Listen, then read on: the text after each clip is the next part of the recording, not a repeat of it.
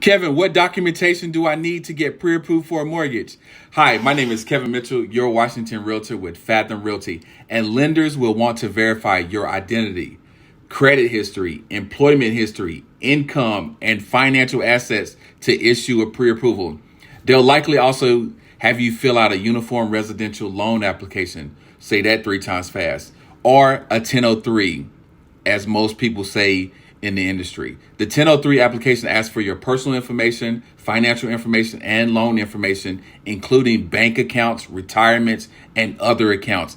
Any other assets you have, property you own, income and employment details, employer contact information, debts you owe, or other liabilities. Your lender will also likely do a hard credit check. That's a hard inquiry, and may require additional documents based on your individual situation, such as pay stubs, tax returns, bank statements.